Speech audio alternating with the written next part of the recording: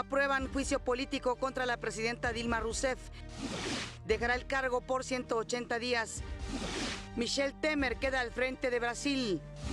11 vocacionales del Poli no cumplieron el acuerdo y siguen en paro. Politécnicos, los convoco a retomar la normalidad en nuestras actividades. El secretario de Educación Pública reconoce a estudiantes que regresaron a las aulas. Felicito a los estudiantes y a las autoridades del Politécnico, de las escuelas vocacionales, que han cumplido con el acuerdo firmado. Atrapan a Enrique Capitein, uno de los porquis de Veracruz. Confirman la captura de Leopoldo Rafael Duarte, presunto pederasta del Kinder Matatena. Google en favor de la igualdad de género. Monterrey se impone 3-1 a Tigres.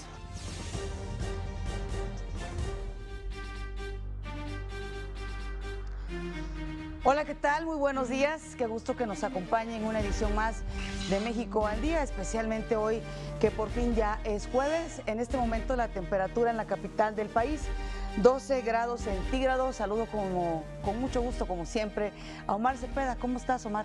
Hola, ¿qué tal? Es un placer saludarte esta mañana ya de jueves y por supuesto a todos ustedes que nos ven desde sus hogares en la Ciudad de México y en todo el país. Permítanme saludar a Griselda Yebra, quien se encuentra en la lengua de señas. ¿Cómo está la calidad del aire en estos momentos? Va de regular a buena después de las lluvias del día de ayer. Se mejoró. Vamos a ver cómo transcurre esta mañana y tarde. Este es su informativo. Le tenemos la noticia al día. Así es, y ya es oficial. Dilma Rousseff fue destituida como presidenta de Brasil por 180 días para enfrentar un juicio político. En una maratónica sesión de más de 17 horas ininterrumpidas, el Senado de Brasil suspendió a la presidenta Dilma Rousseff para someterla a un juicio político relacionado con desvío de fondos y corrupción. De esta manera se cortan más de 13 años de gobierno del Partido de los Trabajadores. Los conteos mostraron votos más que suficientes. Se necesitaban 41 de 81 senadores para apartar del poder a Dilma Rousseff por hasta 180 días, mientras dura el proceso. Durante estos 6 meses, los 81 senadores discutirán si Rousseff cometió crimen de responsabilidad hacia la República, al alterar las cuentas públicas para equilibrar los balances presupuestarios de un año para otro, a través de préstamos a grandes bancos públicos. Tras los discursos de más de los 71 senadores que se inscribieron para hablar, 33 indicaron que votarían para que se inicie el juicio político, contra solo 9 que se manifestaron en contra. La televisión emitió en vivo la trascendental sesión del Senado, que comenzó a debatir en la mañana del miércoles y se prolongó a la madrugada de este jueves. Una vez suspendida Rousseff, la exguerrillera izquierdista de 68 años, que en 2011 asumió como la primera presidente mujer en Brasil, fue reemplazada de manera automática por el vicepresidente Michel Temer, de 75 años, su ex aliado del partido de centro derecha y ahora convertido en enemigo. Dilma Rousseff retiró libros y objetos personales de su despacho en la presidencia, donde el clima es de velorio.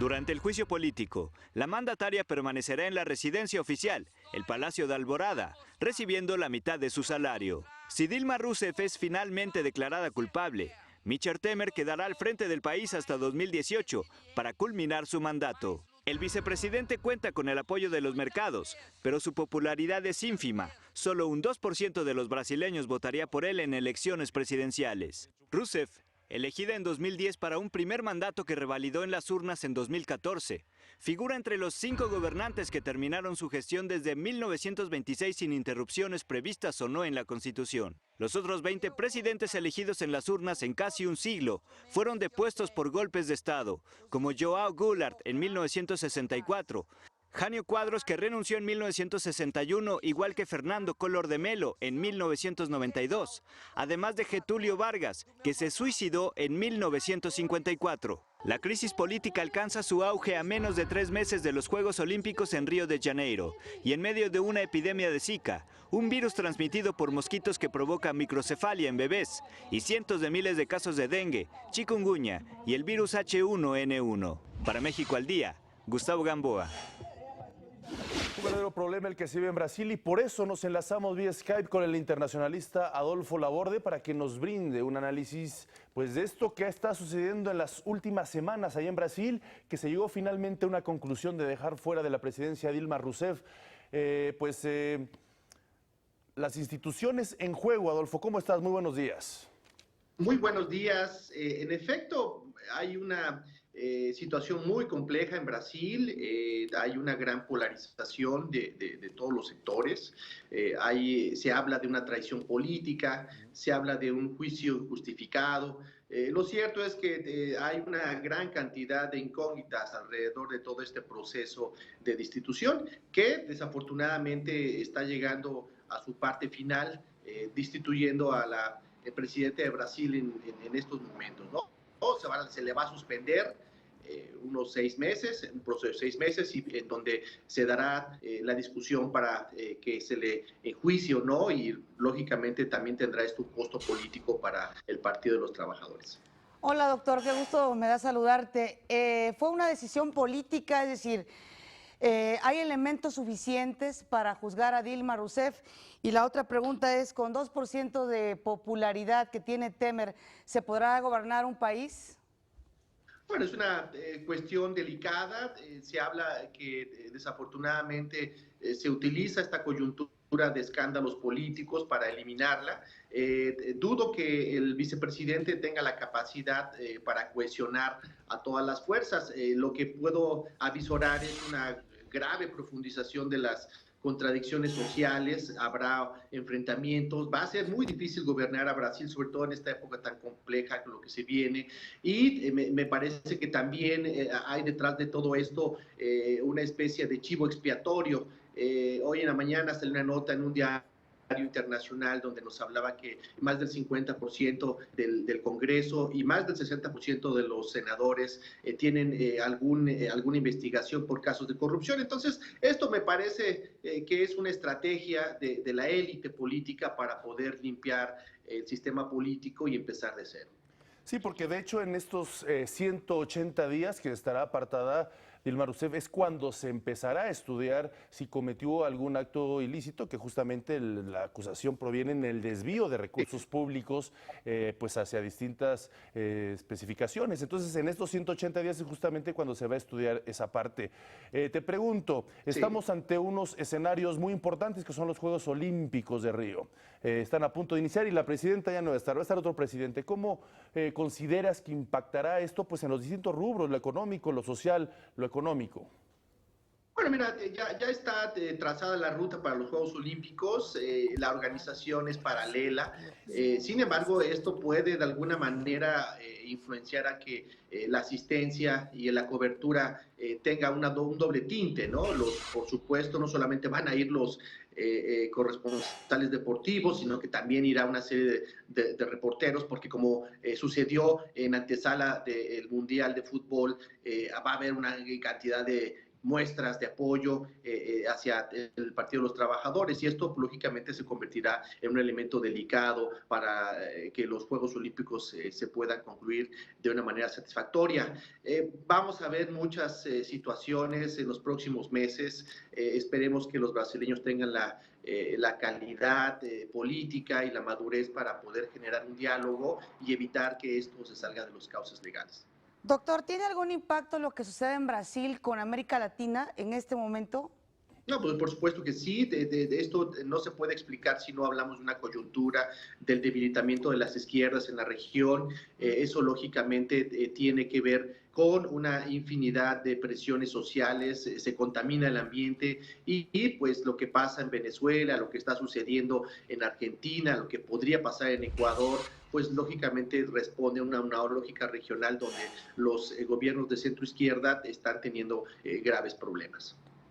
Muy bien, pues te agradecemos mucho, Adolfo Laborde, que ha estado con nosotros ante algo que, como bien dices, impactará no solo en Brasil, sino también en toda América Latina, y pues mucha incertidumbre en el futuro de este gigante sudamericano. Muchísimas gracias por estar con nosotros. Estaremos pendientes. Gracias, un fuerte abrazo. Vamos a un corte, regresamos con más información, les diremos quién es el nuevo presidente de Brasil.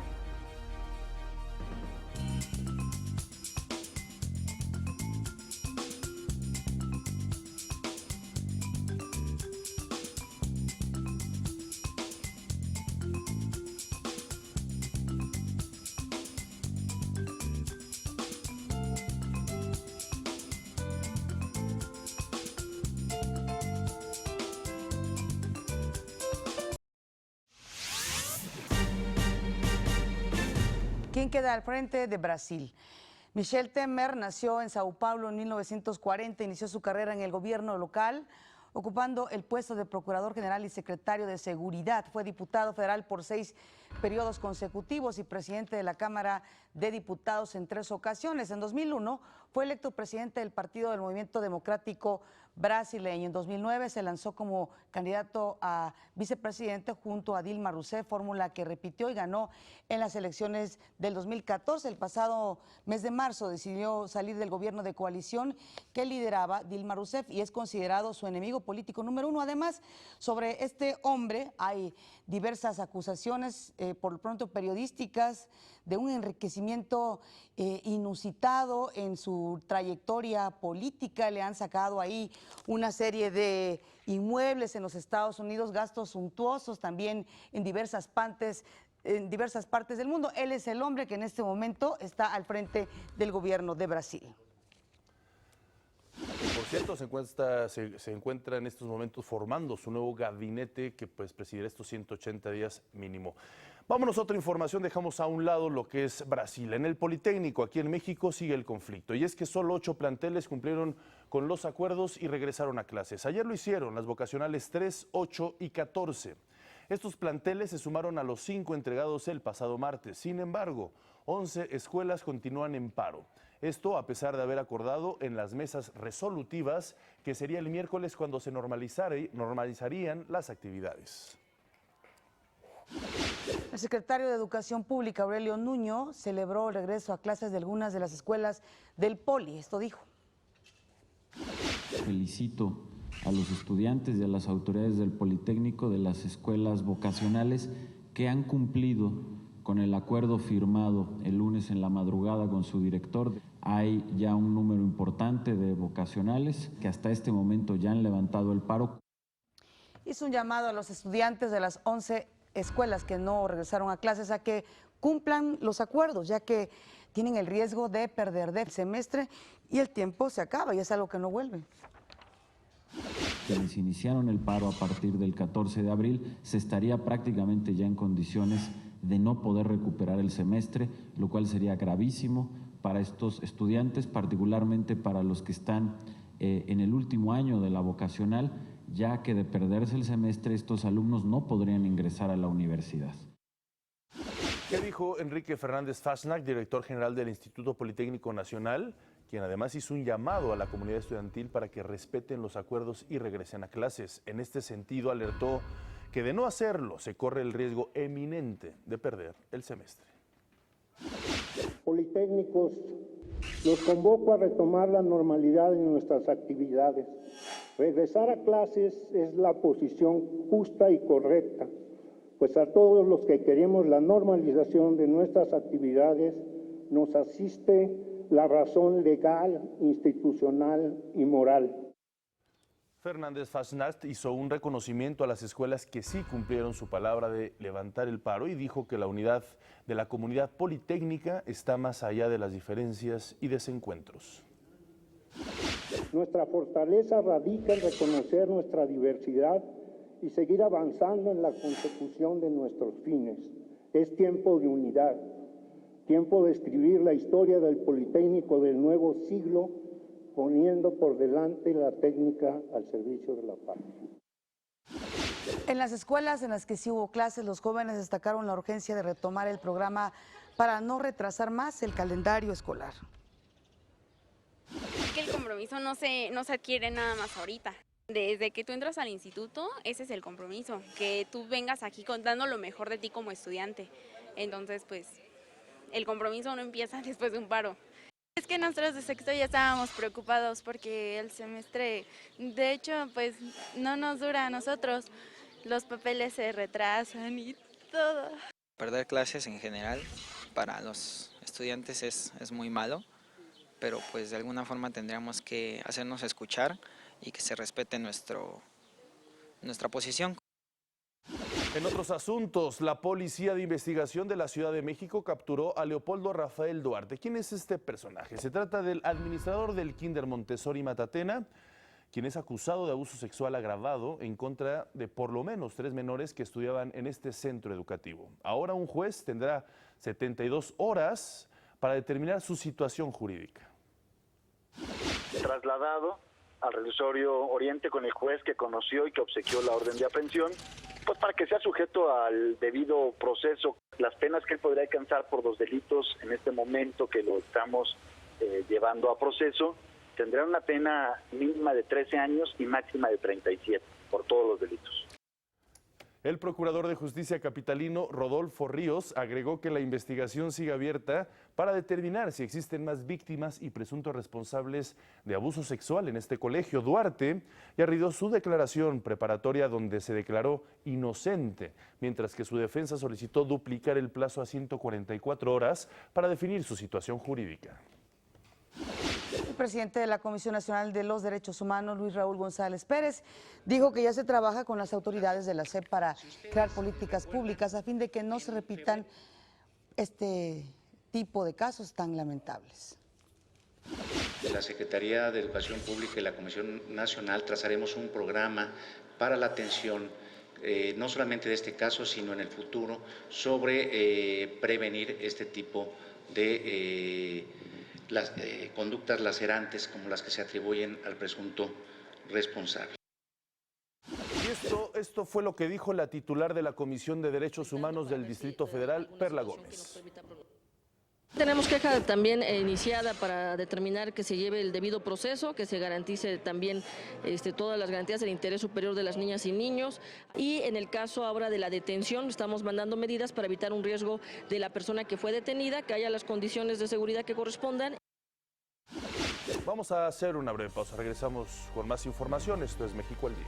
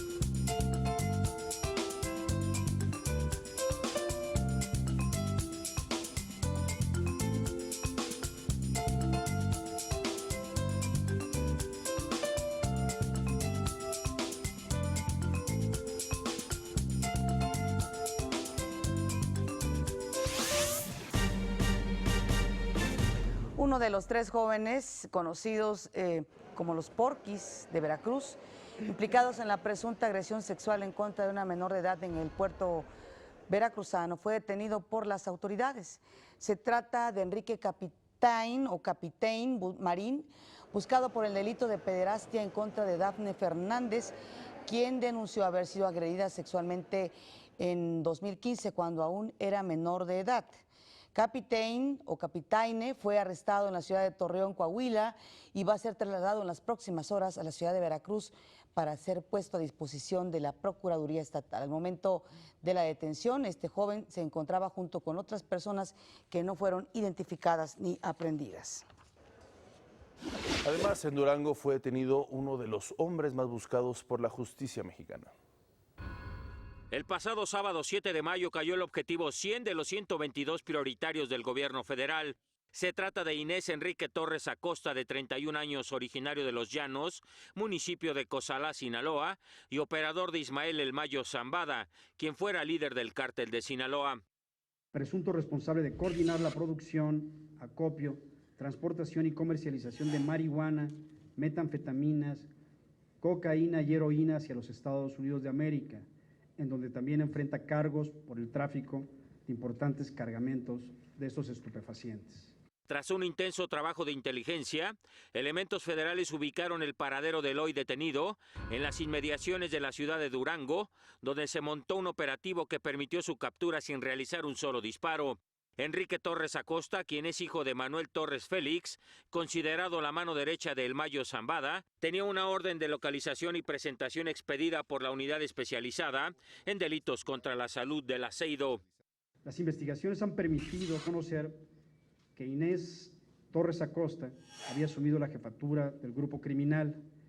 Esta agrupación, se presume, constituía el primer círculo de seguridad de Ismael Zambada García y su familia. El detenido quedó a disposición del agente del Ministerio Público Federal. Con información de Antonio López Cruz, México al día. Por otra parte, Renato Sales dijo que el traslado del Chapo Guzmán responde a un programa de rotación que pone en marcha permanentemente la Comisión Nacional de Seguridad y en el que han rotado a más de 7.400 reos. Precisó que con ello se evita sobrepoblación, así como riesgos de que los convictos pacten entre ellos o planeen escapes. Y pues ya vio usted lo que hizo el Chapo en 2 ocasiones. Dijo que el penal de Ciudad Juárez fue seleccionado bajo un estudio de riesgos que determinó cuál era el más seguro. Debo decir que este centro penitenciario, el ubicado en Juárez, ha sido remodelado y cuenta con todas las garantías para que se mantenga a buen recaudo un interno de esta naturaleza. Durante una sesión que duró alrededor de 1 hora, la comisión instructora de la Cámara de Diputados avaló por unanimidad el dictamen para promover el desafuero de la diputada local del PAN en Sinaloa, Lucero Guadalupe Sánchez. La Procuraduría General de la República acusa a la legisladora panista de utilizar documentos falsificados para ingresar al penal del Altiplano y visitar a Joaquín El Chapo Guzmán en septiembre de 2014. Nosotros le estamos notificando al presidente de la Cámara y en función de lo que le estamos notificando, él tendrá que proceder en consecuencia. A la acusada y a la PGR se le notificará por parte de la mesa directiva, del presidente de la mesa directiva, cuando es el día señalado para la sesión.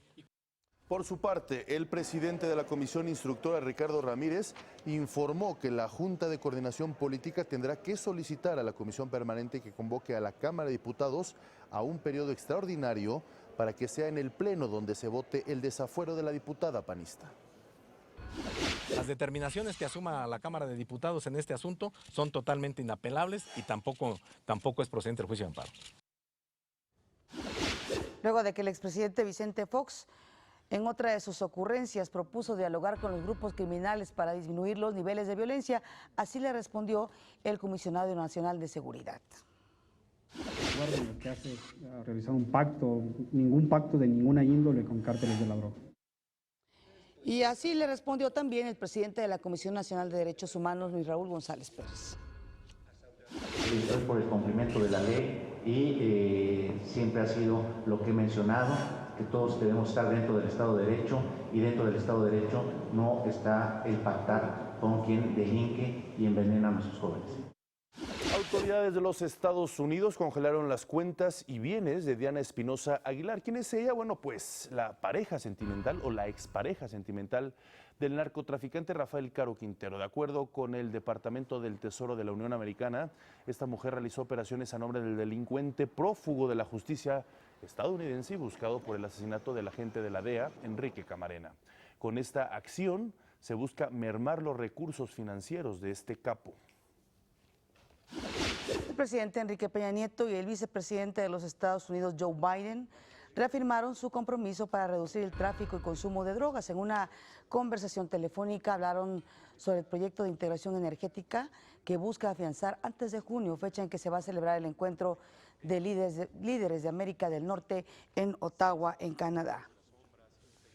Y en Palacio Nacional, el presidente Enrique Peña Nieto recibió las cartas credenciales de 19 embajadores en nuestro país.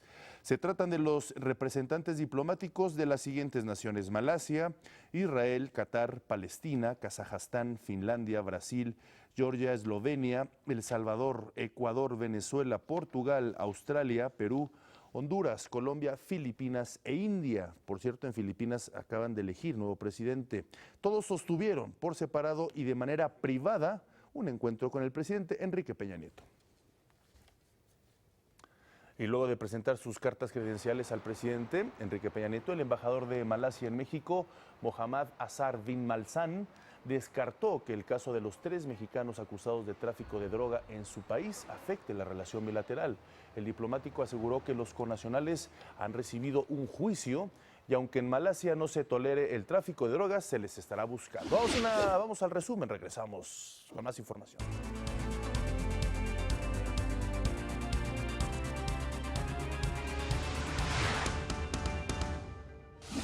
Dilma Rousseff es apartada de la presidencia de Brasil tras maratónico debate parlamentario. Su vicepresidente Michel Temer asume el poder durante los próximos 180 días. En México, Enrique Fernández Fashnacht, director del IPN, llama a estudiantes paristas a cumplir acuerdos y salvar el semestre. Aurelio Nuño, titular de la SEP, reconoce a estudiantes que sí reiniciaron clases. Fue detenido en Torreón Enrique Capitaín, acusado de violar a la joven Dafne en Veracruz. También detienen a Leopoldo Rafael Duarte por abuso sexual de 3 menores en el Kinder Montessori Matatena. Max Scherzer en las Grandes Ligas empata la marca de ponchar a 20 enemigos en 9 entradas.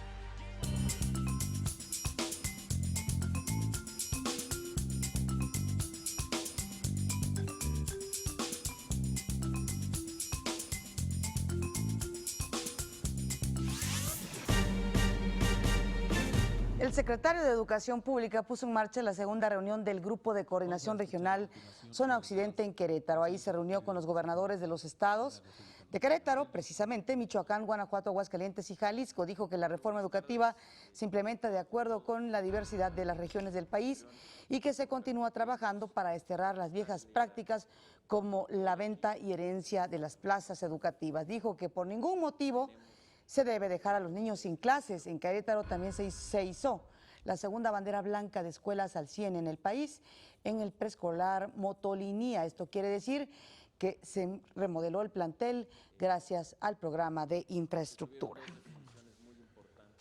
Por su parte, la Sede Sol se alió con instituciones de educación superior para combatir la pobreza.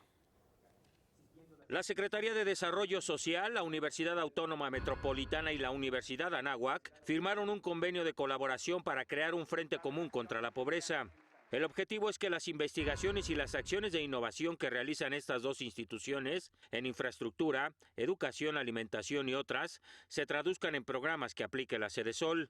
Permitirá que trabajemos de la mano en que los esfuerzos que desde la UAM se hacen encuentren en la Sedesol eco y repercusión y que los esfuerzos que la Sedesol hace encuentren guía y orientación en lo que la UAM puede ofrecer.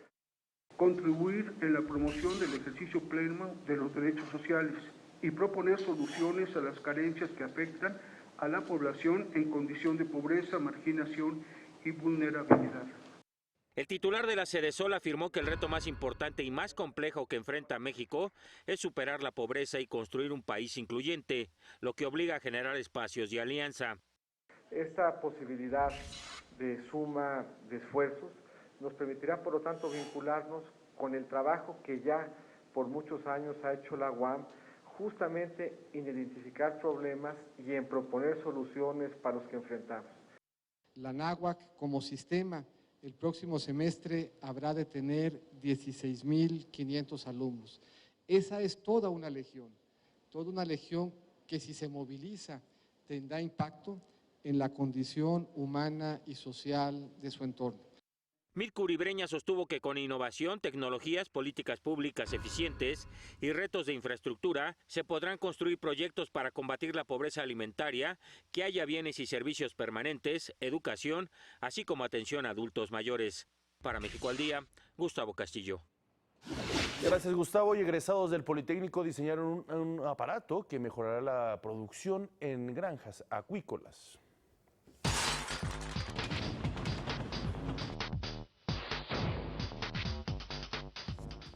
Con un volumen de casi 24,000 toneladas al año, Chiapas es el segundo productor a nivel nacional de tilapia o mojarra. Sin embargo, en algunas granjas esta actividad se llega a complicar. ¿Cuál es el principal problema?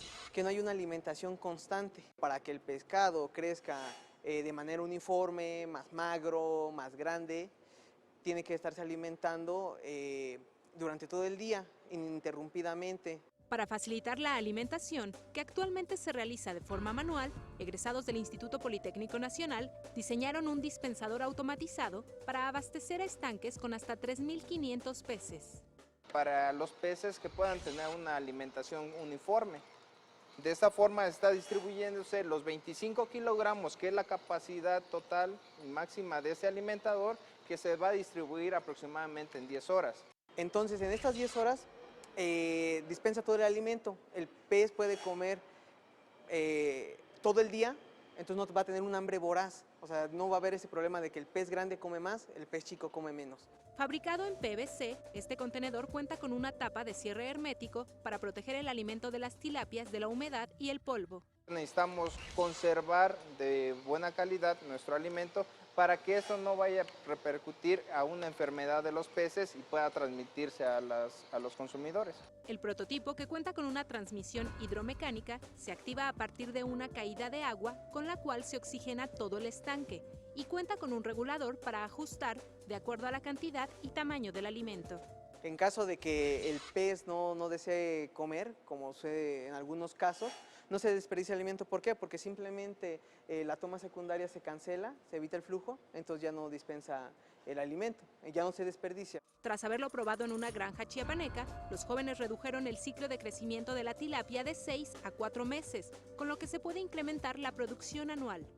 En vez de hacer 2 ciclos al año, se hacen 3, se saca alrededor de 1.5 toneladas por estanque. En este caso al año se sacaban 3 toneladas, ahora están sacando 4.5 toneladas al año. Los costos se van a recuperar automáticamente en la primera cosecha. En este caso con el ciclo más que se está aumentando en el año. De acuerdo con los ingenieros politécnicos, este dispensador de alimentos se adapta a cualquier tamaño de granja y también puede implementarse para la producción de otras especies como el camarón o trucha. Para México al Día, Liliana Sotelo. Las breves de este país.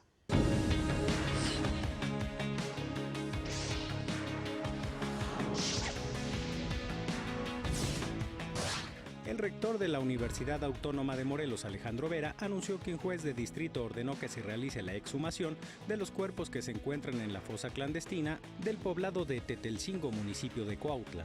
De acuerdo con testigos, al menos existen 100 cuerpos enterrados en el área. El presidente de la CNDH, Luis Raúl González, presentó el informe sobre desplazamiento forzado interno en México.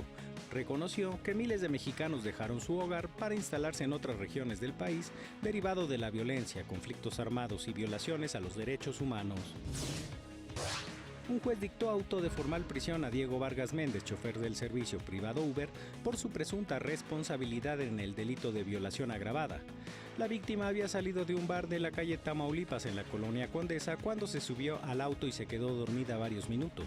Al despertar, el conductor detuvo la marcha, bajó de la unidad, abrió la puerta y la sujetó de un brazo para abusar de ella. Después de cometer el ilícito, el agresor continuó el viaje y trasladó a la afectada a su domicilio, donde le robó el bolso. La Comisión Nacional de Áreas Naturales Protegidas informó que desde el pasado 9 de mayo, la Playa del Amor, que forma parte del Parque Nacional Islas Marietas en Nayarit, permanece cerrada al turismo debido al impacto negativo en las poblaciones de corales causado por el exceso de turistas en la zona. Entre las acciones de rescate se encuentra la limpieza de playa y fondo de mar y la restauración de arrecifes de coral y su monitoreo. En la Universidad de Guadalajara resultó dañado uno de los murales de Orozco. ¿Y sabe usted por qué? Bueno, porque ayer se presentó un sismo de 4.8 grados en el municipio de Zapopan, con epicentro en este municipio, y sacudió pues parte de la ciudad, la hermosa ciudad de Guadalajara. En la Coordinación Nacional de Protección Civil de la Secretaría de Gobernación, Luis Felipe Puente aseguró que no se reportaron afectaciones, solo desalojos preventivos y bueno, este daño cultural. Vamos a hacer una breve pausa, regresamos. Esto es México al Día.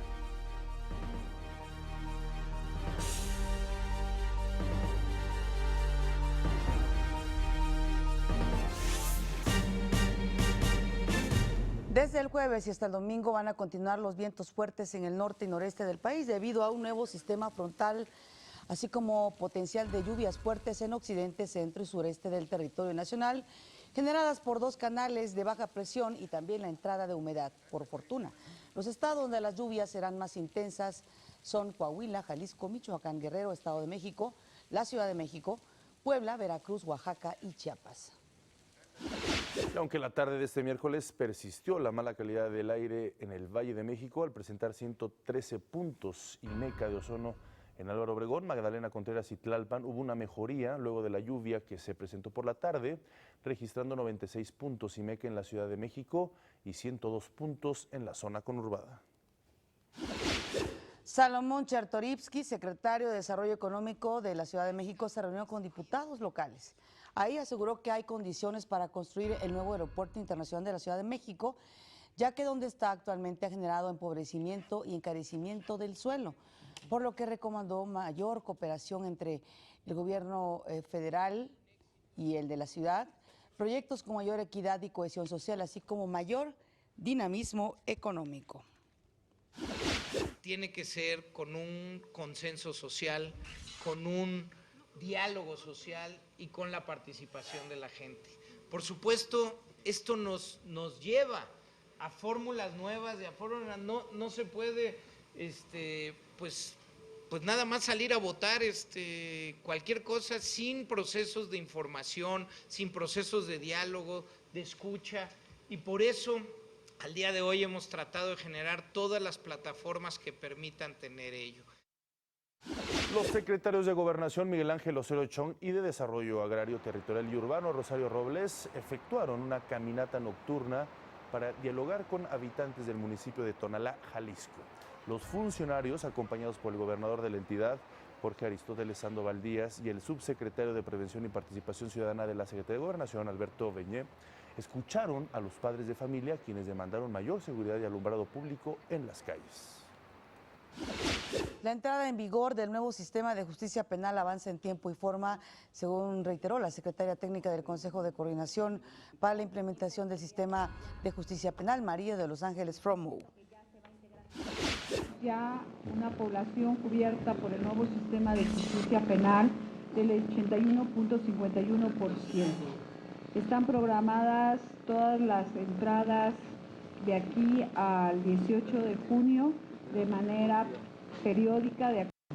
Con ello podemos tener la certeza de que el sistema estará en el punto de arranque de la operación total a nivel nacional, tanto federal como local. Por su parte, el Consejo Jurídico y de Servicios Legales de la Ciudad de México, Manuel Granados, dijo que la ciudad está lista para este nuevo reto jurídico. Por lo que hace a la Procuraduría General de Justicia de la Ciudad de México, la Secretaría de Seguridad Pública, el propio Tribunal Superior de Justicia, la propia Consejería Jurídica, nosotros hemos generado esas condiciones de estar listos para enfrentar pues este nuevo sistema de justicia penal. El Tribunal Electoral del Poder Judicial de la Federación ordenó esta tarde la destitución de todos los consejeros electorales del Instituto de Elecciones y Participación Ciudadana de Chiapas. Esto luego de que los consejeros locales no vigilaran el criterio de paridad de géneros al momento de registrar las candidaturas. El Tribunal Electoral calificó esta falta como ineptitud manifiesta y notoria negligencia. El fallo del tribunal además consideró que los consejeros incurrieron en irregularidades relacionadas con el voto de ciudadanos chiapanecos residentes en el extranjero. Esto revoca la decisión del INE de solo destituir a 3 consejeros. José Antonio Mit, secretario de la Sedesol, aseguró que va a ser la FEPADE quien se cargue de investigar la presunta compra de votos por parte del exdelegado de la Sedesol en Veracruz, Alejandro Baquedano.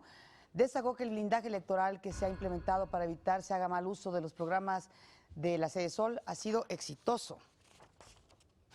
Se ha venido implementando con éxito en el país en un esquema y en una arquitectura jurídica que a cada quien le asigna diferentes responsabilidades. A nosotros nos ha tocado encabezar este esfuerzo del blindaje. Hay otras instancias que les toca conducir procesos de investigación, por lo que habremos de estar atentos y pendientes.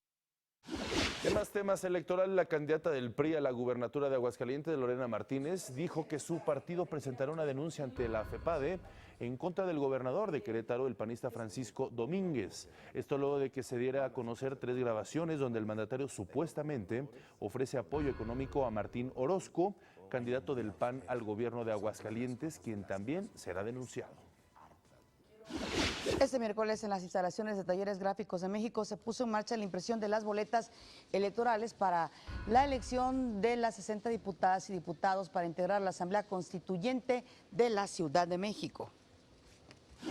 Estamos hablando de que se producirán 8.011.151 boletas que son infalsificables para que los 7.481.591 ciudadanos que están inscritos en la lista nominal de la Ciudad de México puedan emitir su sufragio. El presidente del INE, Lorenzo Córdoba, dijo que de manera enfática que los trabajos de organización para las 14 elecciones de junio se realizan en tiempo y forma y se están tomando las medidas para garantizar la seguridad de todo el personal del INE. Pero en ningún estado del país, soy enfático, en ningún estado del país, en ningún distrito del país se han visto, están en riesgo las elecciones por lo que hace a su organización, por ninguna razón, incluida la de seguridad.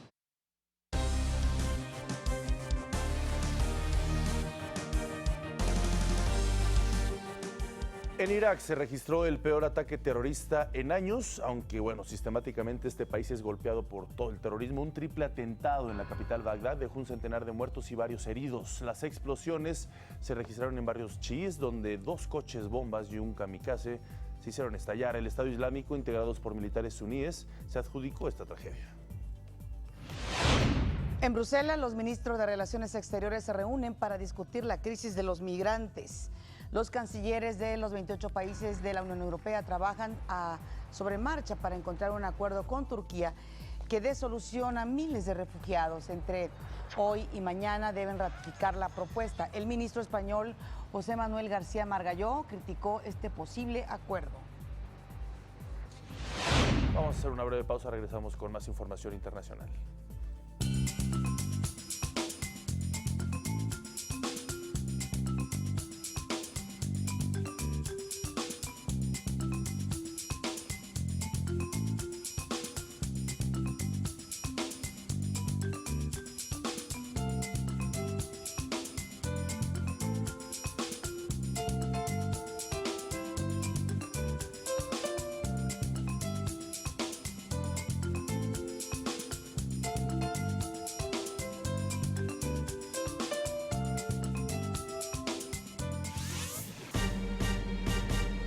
¿Sabe cuánto le cuesta la corrupción al mundo? Bueno, pues el Fondo Monetario Internacional dijo que le cuesta entre 1.5 y 2 billones de dólares al año, un dineral. Un informe publicado por esta institución internacional asegura que la corrupción se traduce en pérdidas anuales de 2% del Producto Interno Bruto Mundial.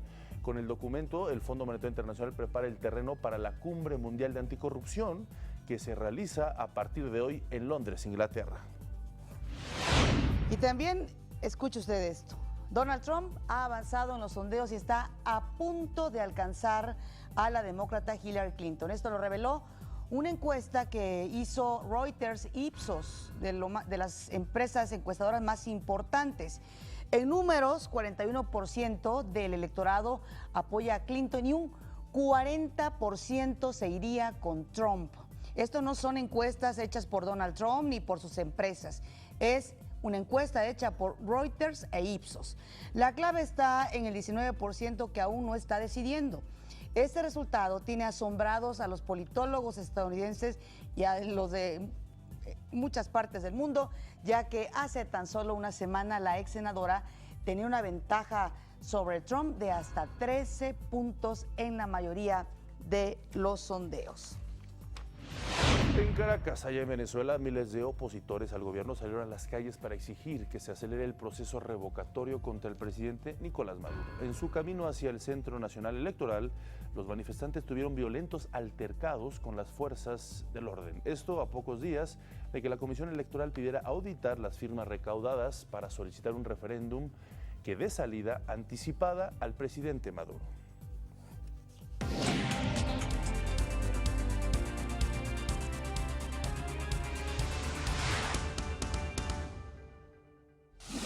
Dilma Rousseff se suma a una lista de 20 presidentes que no han terminado su mandato.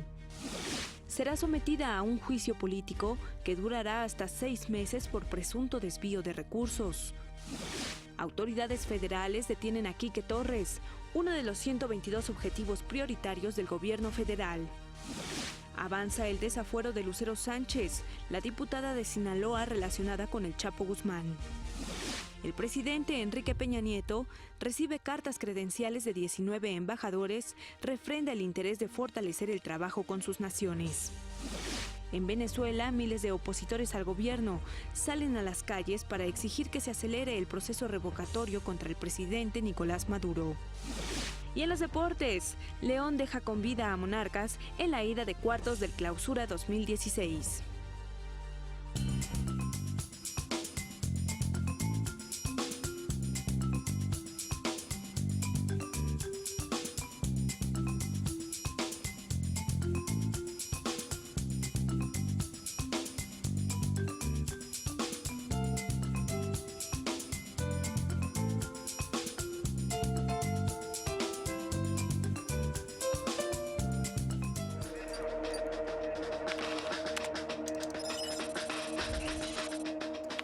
La siempre sonriente Ana Cristina Olvera nos tiene toda la información de lo que está pasando en el mundo de las redes. Muy buenos días, Ana.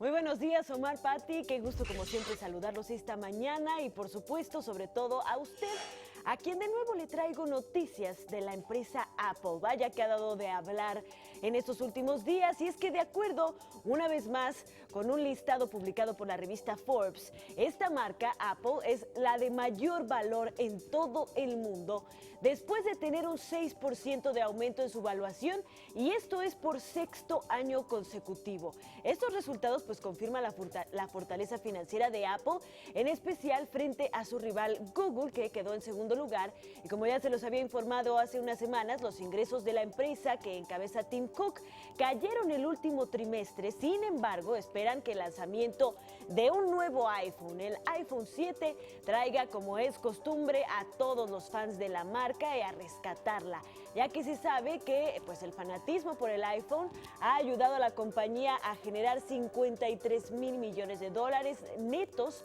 en el 2015.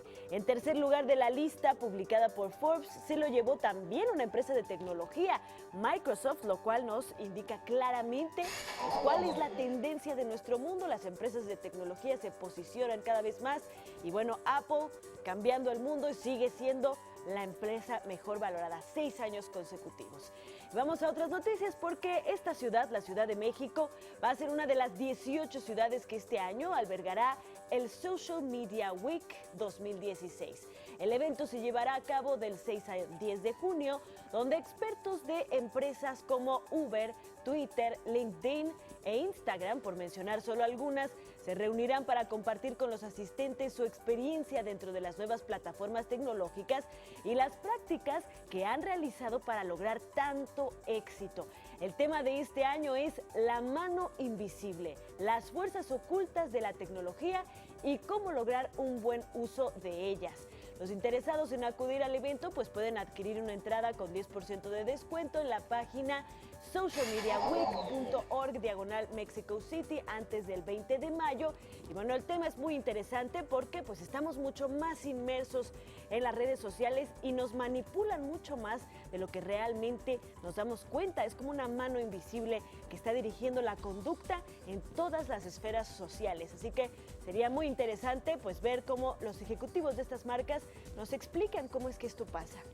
Y bueno, vamos a otras noticias porque como parte del fomento a la igualdad de género, Google está trabajando en una propuesta que hicieron algunas trabajadoras de Silicon Valley sobre realizar un conjunto de emojis de mujeres, pero en distintos ámbitos laborales. La iniciativa se presentó al consorcio Unicode, lo que significa que si es aprobada esta propuesta, los emojis femeninos llegarían de manera universal a los usuarios. Es importante mencionar que este consorcio Unicode es criticado por la falta de diversidad racial y de género, por lo que se agregaron diferentes tonos de piel anteriormente, ya lo habíamos comentado aquí, para reivindicarse por la falta de representación racial. Sin embargo, el tema de género aún no ha dejado satisfecho a los usuarios y de ser aceptada esta propuesta se agregarían al menos 13 nuevos emojis con la diversidad laboral de las mujeres y bueno, es importante mencionar también que tendrían su contraparte masculina, no solo serían puras mujeres, sino también hombres practicando estas profesiones que son las más importantes, las que mueven la economía del mundo como la agricultura, etcétera. Así que bueno, esta es la información el día de hoy, que tengan excelente jueves. Gracias, Anita, haciendo esfuerzos por todos lados para que haya igualdad entre hombres y mujeres. Un importante descubrimiento fue confirmado por la NASA. Gracias a su telescopio Kepler, lanzado en 2009, el Centro Espacial Estadounidense confirmó la existencia de 1.284 nuevos planetas fuera del sistema solar. Nunca antes se habían encontrado tantos, pues esta cifra dobla el número de planetas que se conocía hasta la fecha. En París, Francia, se inauguró una serie de exposiciones de artistas y temáticas mexicanas en el marco de la 8ª edición del Festival Internacional de la Diversidad Cultural. El conjunto se compone de la muestra fotográfica Complicidades de Diego y Frida, Tablas Huicholas de José Benítez Sánchez y la exhibición colectiva de 3 artistas mexicanas residentes en Europa, Abelina Fuentes, Malena Carrera y Moza Zarocho. Estas colecciones ocupan 2 espacios distintos del edificio sede de la alcaldía del primer distrito de París, ubicado frente a una de las alas del Museo del Louvre. La Ciudad de México va a celebrar por 4ª ocasión el Día Internacional de los Museos. Alrededor de 140 museos de la capital mexicana se unirán al festejo, cuyo objetivo es promover el patrimonio artístico y cultural que resguardan los recintos museísticos. Hablar de un evento que puede congregar a 200,000 personas, como lo es este de los museos, no es un tema menor. Tenemos que provocar que la ciudadanía acuda cada vez más, que los niños y que las niñas se interesen cada vez más por nuestros museos. La novedad en esta ocasión será el Rally de Museos 2016, en el que participarán 12 museos representativos de la Ciudad de México. Al rally se unirán recintos como el antiguo Colegio de San Ildefonso, el Museo Interactivo de Economía y el Museo del Estanquillo. Las personas que lleven a estos locales, que todos están en el micrositio del Día Internacional de los Museos, lleguen esa semana con algún boleto de algún museo, van a tener promociones especiales. Un mapa en donde se encuentran localizados todos los museos participantes con información para que ustedes puedan encontrarla. Este mapa lo estaremos distribuyendo a partir del día 16. La celebración del Día Internacional de los Museos, efeméride que se conmemora cada año el 18 de mayo, se extenderá a toda una semana de actividades. En la Ciudad de México, la celebración tendrá lugar del 16 al 22 de mayo. Los museos preparan todo tipo de actividades, desde exposiciones temporales hasta obras de teatro, dramatizaciones, talleres, ofertas especiales. Adicionalmente, gracias al apoyo de Turibús, el día 21 y 22, sábado 21 y domingo 22, vamos a tener transporte gratuito movilizando a la gente en diferentes zonas de la ciudad para que puedan llegar a los recintos. El programa completo de actividades está disponible en el sitio www.diadelosmuseos.com. Para México al Día, Rufino Enríquez González.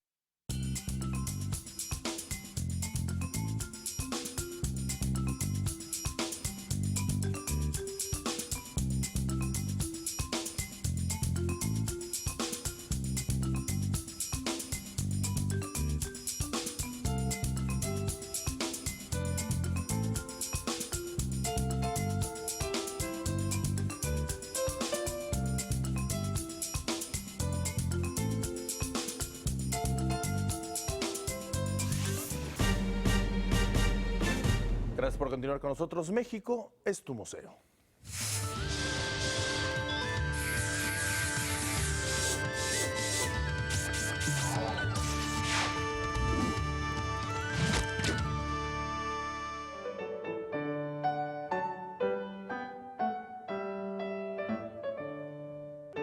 San Luis Potosí mantiene un complejo cultural construido en el siglo XVIII con un estilo ecléctico francés. En su origen, funcionó como casa particular, después fue escuela y hotel hasta 1970, año en el que el arquitecto Francisco Cosío Lagarde, uno de los hombres más ilustres de San Luis Potosí, convirtió este lugar en Casa de la Cultura.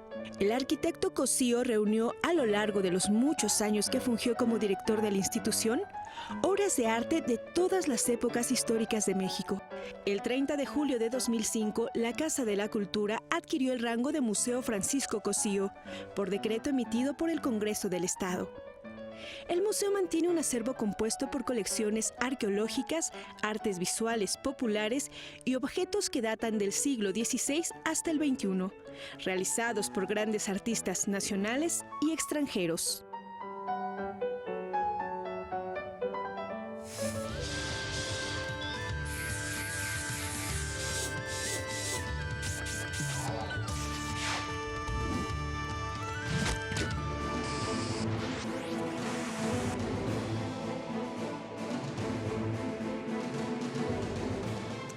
Siempre es un gusto saludar a Trixia Valle y Cero Bullying. Trixia, muy buenos días. Hola Pati, muy buenos días y bueno, pues ahora sí que muy contenta de estar esta mañana. La semana pasada presentamos el libro Bully Abeja, Basta no me piques, que lo pueden encontrar en todas las librerías por 89 pesos, ese es el precio de este libro que estamos viendo en pantalla. Tuvimos el gusto de presentarlo con la productora Laura Suárez, que es una gran periodista, y con Sergio Sepúlveda, pues ahora sí también un enorme conductor, productor también de varios programas. Y bueno, pues ahora sí que como nuestro invitado es Bully Abeja, justamente para todo nuestro público les quisiera contar el cuento, para que ahora sí que entendamos lo que es el temperamento y el carácter de nuestros hijos, porque hay personalidad abeja, que somos los coléricos sanguíneos, que somos más activos, más extrovertidos, más de ese estilo. Y los flemáticos son las hormigas, que son los flemáticos y melancólicos, que son más serios, más dedicados, más ordenados, más obedientes, más seriecitos, más introvertidos. Y entonces en estas dos personalidades existen en las escuelas. Entonces, ¿qué pasa cuando de repente llega una abeja y están las hormigas? Y por ello, bueno, pues vamos a ver el cuento que dice: Bully Abeja es una abeja que revolotea y alborota a todas sus amigas cerca del panal. Les gusta zumbar y zumbar, picar y picar. Las hormigas amigas son sus vecinas y viven justo abajo del panal. Y nunca ellas han conseguido picar. Aunque hormigas amigas están organizadas y unidas, sienten miedo al oírlas zumbar. No me piques, Bully Abeja, porque ¿qué será de mí? Si una vez me picas, sé que no vas a parar. Por eso mejor me alejo, dejándote pasar. Mas un día la lechuza desde el árbol vecino dijo a las hormigas que el miedo no debían dejar controlar, pues cuando el miedo domina, deja al mal entrar. Por ello las abejas su zumbido debían controlar, para evitar el miedo que hiciera a todas explotar. Así las hormigas amigas marcharon para manifestar: basta, no me puedes maltratar. Las buliabejas no bajaron más a molestar, pues cuando hay valor nadie puede sobrepasar. Y este es básicamente el cuento que nos narra cómo las hormigas y las abejas pueden convivir en un ambiente. De hecho, yo vine disfrazada de abeja porque yo soy sanguínea, entonces soy más activa, quizás a veces mi personalidad impone y hay gente que se siente a lo mejor agredida por esa misma forma de ser. Sin embargo, hay que entender que cada uno somos un universo único y tenemos personalidades únicas. Por ello, si aprendemos a convivir las hormigas con las abejas, vamos a tener ambientes escolares donde todos nos podamos respetar. Y faltaron dos láminas del cuento que agregamos ya al final de la producción, que no salieron en estas láminas, que dice: aunque buliabeja y hormiga amiga jamás serán amigas, siempre entre ellas se pueden respetar. Y eso es lo más importante, que no vamos a poder ser amigos de todos, que nuestros niños tienen obviamente ciertas personas con las que son más afines y cada uno tenemos un carácter diferente, sin embargo todos nos podemos sonreír y respetar siempre. Y aunque tengamos un carácter más agresivo o más extrovertido, no por ello podemos empezar a pisar a los demás. Y esto es lo que yo, después de analizar 10 años el fenómeno de bullying, lo resumo en este cuento de 24 páginas con una guía para padres que les cuenta todo esto que les estoy diciendo, para que tú le puedas contar a tus hijos este cuento y decirles y explicarles por qué es importante que tú controles tu carácter. Así podemos cohabitar en feliz armonía. Estamos como siempre a sus órdenes en www.fundacionenmovimiento.org.mx y esperemos que pronto estén contándoles este cuento a sus hijos. Muchísimas gracias. Muchas gracias, Trixia Valle, por este interesante cuento. Así que bueno, pues ya vimos que eres una abejita. Muy bien, muy interesante. En otra información nos vamos hasta Europa. El director estadounidense Woody Allen se llevó los aplausos de la crítica en el Festival de Cannes con la película Café Society. Allen inauguró la 69ª edición del certamen más prestigioso del mundo con su filme protagonizado por Kristen Stewart y Jesse Eisenberg. A la gala de la inauguración asistieron los actores mexicanos también Gael García Bernal y Diego Luna, quienes desfilaron por separado por la alfombra roja del Palacio de Festivales de Cannes. Gael llegó a Francia para respaldar el estreno en el certamen de la película Neruda, en tanto que Diego Luna forma parte del jurado de la sección Una cierta mirada. Vamos a hacer una breve pausa. Regresamos con más información. Esto es México al Día.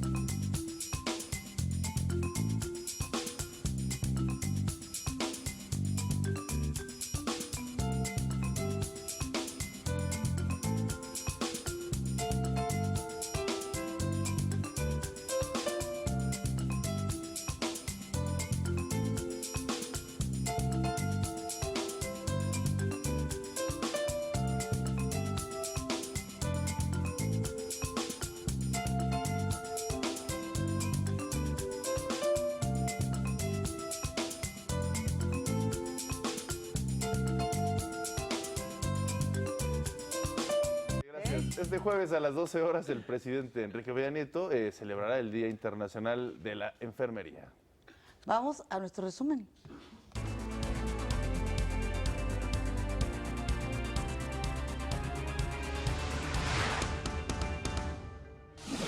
Ya es oficial, Dilma Rousseff deja de ser presidenta de Brasil. El vicepresidente Michel Temer asume el cargo. Ya son 8 las vocacionales que han regresado a clases. El secretario Aurelio Nuño celebra esta decisión. Felicito a los estudiantes y a las autoridades del Politécnico de las escuelas vocacionales que han cumplido con el acuerdo firmado el lunes en la madrugada con su director. Detienen a Enrique Capitein, integrante de los Porquis de Veracruz. También fue capturado Inés Enrique Torres, operador del Mayo Zambada. Tribunal Electoral destituye a todos los consejeros electorales de Chiapas. Trump empata a Hillary Clinton en las últimas encuestas. Y en los deportes arrancó la liguilla. Monterrey derrota a Tigres y Morelia y León dejan todo para la vuelta. Todo para la vuelta. Bueno, y juega en la América Chivas. Exactamente, partidazo. Pásela bien este como les jueves. gusta. Nos vemos mañana. Muy bien, mientras tanto, muchas gracias a Griselda Yebra, gracias Daniel López Casarín, gracias Ana Cristina Rivera, gracias Omar Cepeda, gracias a usted por su atención. Pásala Gracias, muy Pati bien. Betosa. Hasta luego.